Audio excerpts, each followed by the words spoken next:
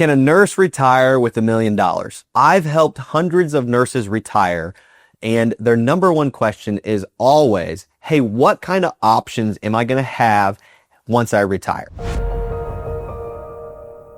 You spend all day, every day on your feet with basically one goal in mind, and that is helping your patients. And so I think there's a lot of things to think about here, because I know that from experience, nurses, they're going to want to retire from their career, but like they're maybe not going to want to retire from their job, if that makes sense. A lot of times you're going to go back to work and work part-time because your tendency is just to help people, and giving that up seems scary to you, right? And some of you are just going to work enough so that you can keep your license intact for that day when, hey, maybe life slows down a little bit and you want to go back into work and work a little longer. When we think about retirement planning for nurses specifically, we need to think about it in more of the realm of maybe we're just done with our kind of career or our job, our 9 to 5, so to speak, although I know it's a lot more than 9 to 5.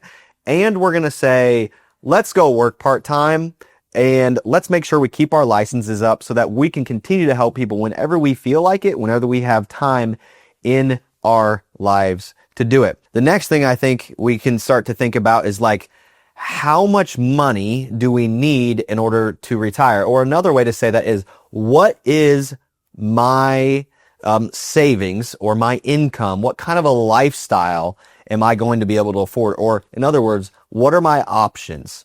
And so when we think about this, let's take a 56-year-old and let's say they're still working, going hard in their career as a nurse. And let's say they got $750,000 inside of their 401k.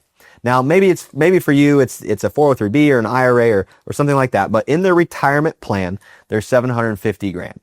And we're kind of trying to figure out the options that we have. And honestly, we probably haven't spent a lot of time thinking about that yet because we've been so busy helping other individuals. And you've just been going to work. You've just been getting that paycheck. But you were knowledgeable enough to say, hey, I want to start putting money in that 401k or that 403b. And so it's just getting payroll deducted and you're just charging hard, helping people. And all of a sudden we're 56 years old and we're starting to think about retirement. And if you haven't put a lot of thought into retirement, that's something that we help people with every day.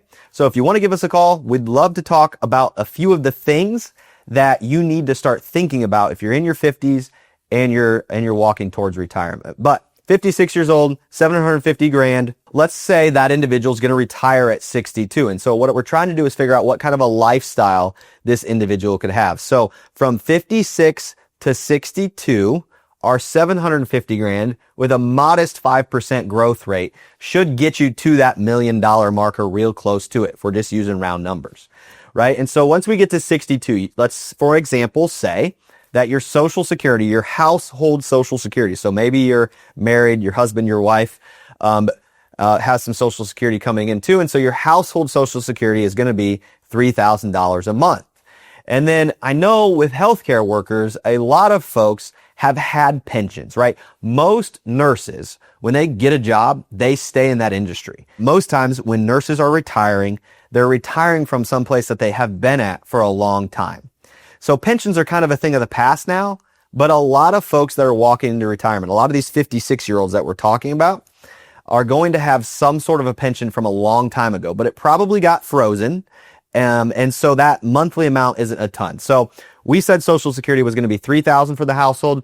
Let's say that your pension from your nursing career is going to be about $1,000 a month because it got froze a long time ago. And so there's a lot of different schools of thought when it comes to how much you could pull off that 401k in order for you to never run out of money. So the most common one out there, which is what we're going to use today, is the 4% rule.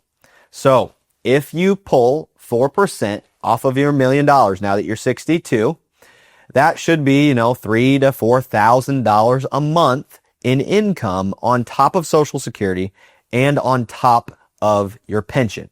So now we're starting to get up there to where we have some resources where we can do some things, right? Because Social Security at 3, pension at 1,000, and then pulling 4% off your $1 million, $3,000 to $4,000, that is $7,000 to $8,000 a month that we have at our disposal to go do whatever it is we need to do, right? For you, maybe it's, maybe we have a little bit of a mortgage still, right? For some people, they won't.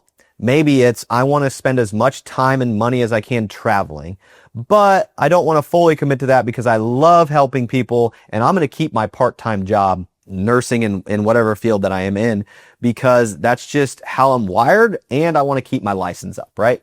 And so when we start to get part-time jobs, that just adds to the opportunity, right? That's just more income coming in. So that's either more things that we can go do and we can go spend, or it's less money that we have to pull out of our 401k.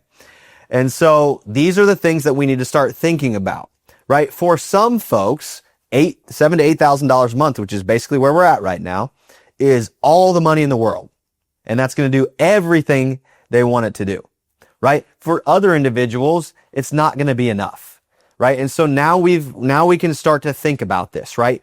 Do we take more than that $3,000 to $4,000 from the 401k and potentially use that $1 million up sooner than maybe our life is, the end of our life is, and we'll have to back down because you have Social Security and pensions. It's not like you're going to have no income, but maybe we'll have to back off later in life, right? We call it your go-go years, right? When you get into retirement and you're still young. So if we retire at 62, like we're kind of talking in this video, that's when you're going to be young. You're going to be able to go and do things. And then the slow go years would be like, hey, I'm still healthy, but we're just not going and doing. And so that's where we can start to back off. Maybe coming out of the gate, we spend a little bit more because that $7,000 to $8,000 isn't quite enough to do all the things we want to do. And then a few years in, 5, 10 years in, whatever the number is, we start to slow down on that spending because, hey, we're just not going and doing, and we're just not as able. Our bodies aren't what they used to be, and we're not able to go and do all the things we wanted to do, right? And then there's kind of the no-go years. That's where it's healthcare costs might get more expensive. We're really not able to do much, and healthcare comes into play. So I think a couple of things to take away here. Number one is if you are a 56-year-old nurse and you're thinking about retirement, like a lot of you are, I think the logical first step is to just take inventory, right? Take inventory of what you've got going on. Maybe it's Social Security for you. Maybe it's pension for you. It's the 401k, the 403b, the IRA, whatever it is. Let's take inventory because those are the pieces to the puzzle, right? And then we just have to figure out how to put the puzzle together. So number one is take inventory of what resources we have. And then we can kind of figure out the lifestyle that we're going to be able to get to with that. Number two, though, I think most importantly is, hey, what do I want to do? Right? The number one question I get is always, what options am I going to have? Right? And so what are you going to do? Because you've spent your whole life. Like I said, most nurses are very committed individuals. They've spent their whole life working and helping people, and they haven't thought as much about, hey, what do I want? And right? So spend some time thinking about what you want and what you want to do, because as soon as you retire from that career and you slow down, now all of a sudden you're going to have time on your hands. And you're going to need to know what you want to do with it. What fulfills you? What really fills your cup up? And hey, maybe that is working part-time to keep that license or to continue to help individuals. So number one is take inventory. Number two is make sure that you understand what's going to fill you up after that career, because it is going to be a big piece that may be missing that will need to be filled up by something else, right? And so if these are things that sound helpful to you, happy to get on the phone with you and talk through our 210 retirement blueprint process. If you're a nurse and if you're thinking about retirement, let's take some inventory. Let's figure out what you're wanting and what you're trying to do. Do we want to work part-time? Do we not?